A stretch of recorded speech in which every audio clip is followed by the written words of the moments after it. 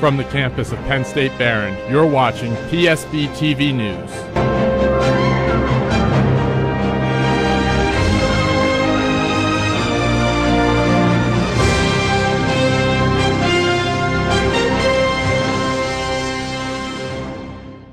Good morning, I'm Christina Brown. And I'm Mike Falvo. You're watching PSB-TV News.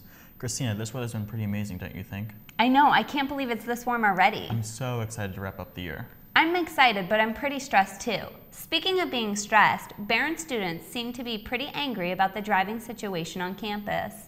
Barron students are becoming more and more frustrated with the commute to and from campus. As the enrollment increases, so do the complaints about the traffic situation. Take a look at this traffic. I bet you have all been stuck in it before. Barron's campus has only one way in and out. This causes traffic jams around the beginning and end of class times. These traffic jams can be stressful for students trying to get to class, work, or other places on time.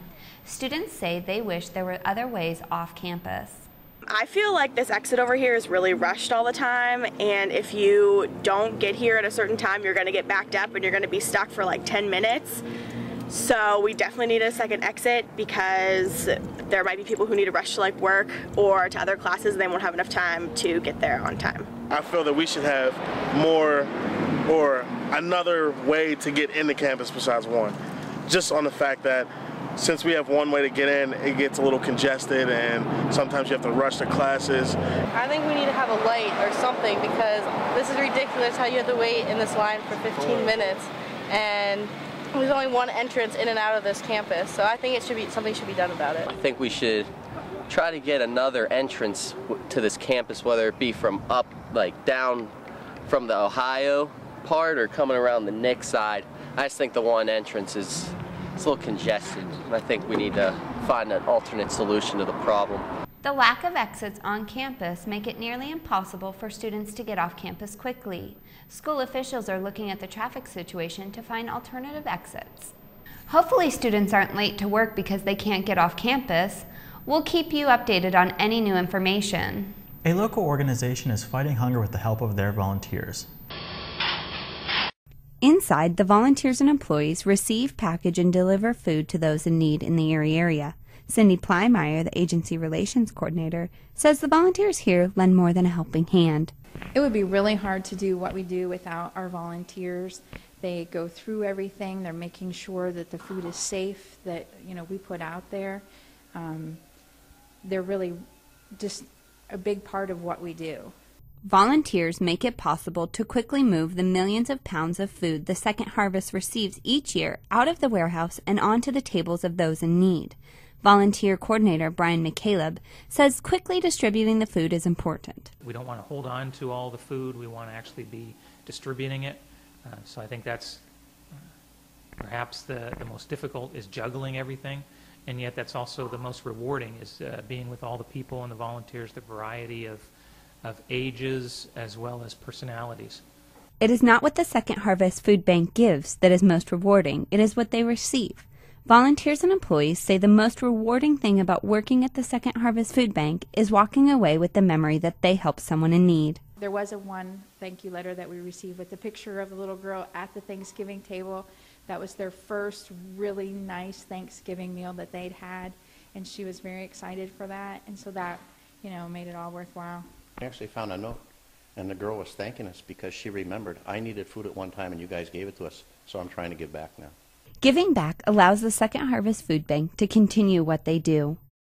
If you're interested in volunteering or giving back to your community through Second Harvest Food Bank, you can log on to their website at eriefoodbank.org. With spring in full bloom and the weather being so unseasonably warm, I bet you can't wait to get off campus and explore Erie. It's always exciting to take a break from classes and enjoy what Erie has to offer when you're not buried in snow. Having the chance to enjoy these warm temperatures is a huge stress reliever for us all. This year's snowfall has been an all-time low, which means students have been out and about and spending more time outside. Having so little snowfall this year and temperatures on the rise has many of the trees on Barron's Arboretum already in full bloom. The gardening staff is already in full swing weeks early. College is a time when students' lives change dramatically. During these changes, students find different ways to express themselves. Some are internal while others external. At Sacred Piercing, Missy Towig helps her clients express their individuality. Sacred Piercing is a little shop in Erie where you can transform your body. Owner and piercer Missy Towig does breathing techniques with her clients to help them relax before the piercing. Towig says that young adults get piercings as a way of declaring their body as their own. During the procedure, most people are nervous, so we do a slow, deep breathing. And that is not only pain management, but also helps relax the body. And I do the breathing with the client too, to hopefully, help them through it as well. Even though piercings aren't permanent way of self-expression, it can still be nerve-wracking. Sacred Piercing is not only a place where people can get piercings to show their individuality, it is a sacred getaway, especially for young adults like college students. You can find Missy at Sacred Piercing on 8th Street in downtown Erie. All college students get a 10% discount. A more permanent form of expression is getting a tattoo. Most people have stories behind their ink. Tattoo shop owner Nick Hanna provides a unique experience that marries his clients to his art. Owner of tattoo shop Game Over Ink, Nick Hanna runs his business a little differently than most. Hanna prefers custom tattoos made from scratch. He would rather tattoo meaningful art on his clients than pre-made. Hanna says, unlike marriage, you cannot get divorced from your tattoo. Hanna is like a priest wedding the two in matrimony, ink on skin.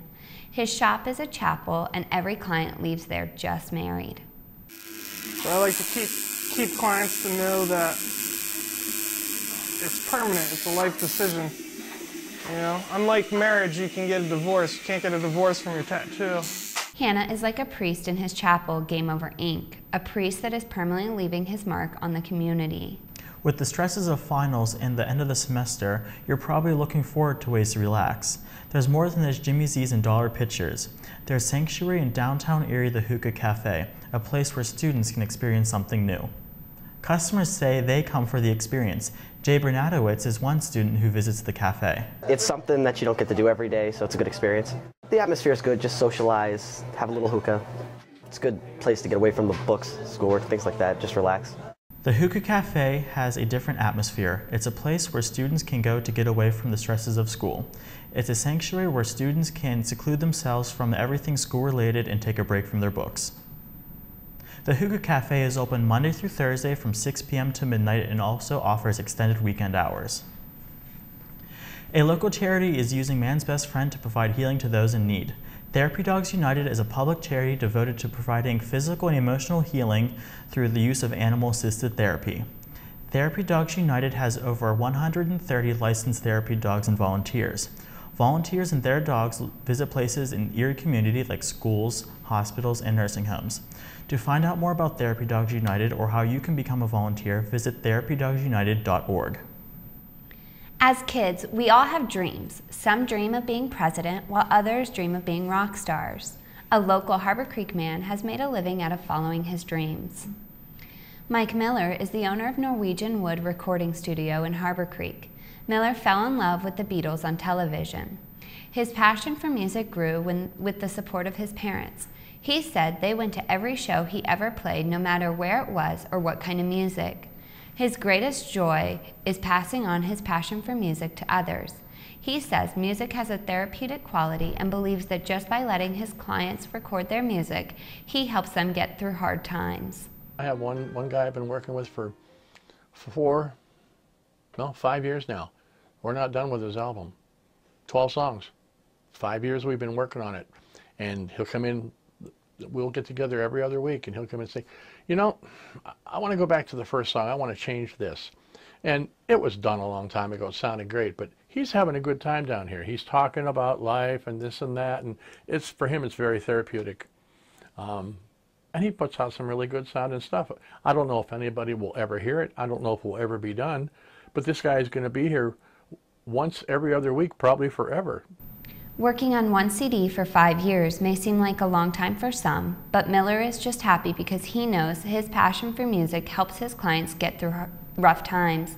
Just like Miller, his clients keep producing music to hold on to the way it makes them feel. Miller has helped many local musicians create music. Our very own PSB-TV's Rob Witherow's band, Leaving September, records their music there. Miller wants to make sure his studio is a place where anyone can come together with the same passion. Music has always been used to bring people together, and the customers at a local music store want to be heard. Reporter Jenna Abate has more. Surrounded by musicians from past, present, and future, here at World of Music, the students come to rock out loud. 1, 2, 3, 4.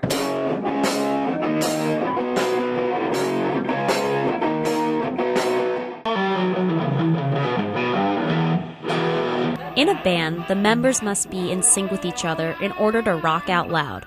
The people at World of Music are their own band of musicians. Employee Katie Fink is just one of the many members. Everybody's a musician.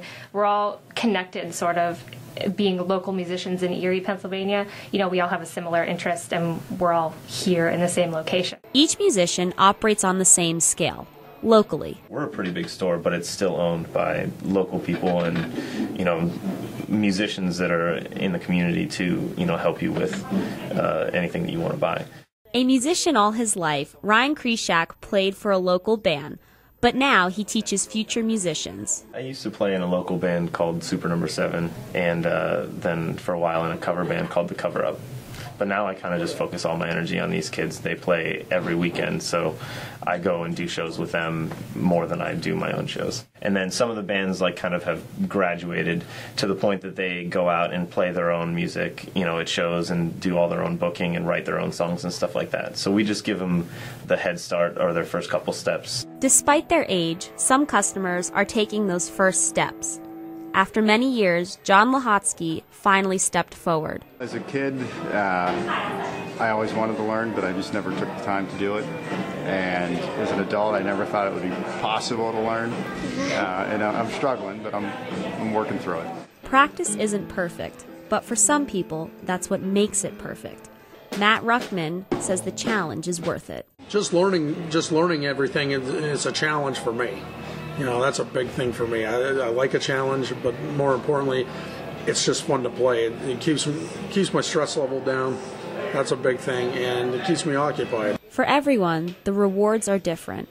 But over the years, the cause has been the same. They are a band of musicians that want to be heard. I'm Jenna Abate for PSB-TV. Seems like they're doing a great job at being heard. I can't believe Jenna was playing those drums. I know, she really will do anything. Well, that's all for today. Thanks for watching. I'm Mike Falvo. And I'm Christina Brown. Have a great day. We'll see you tomorrow.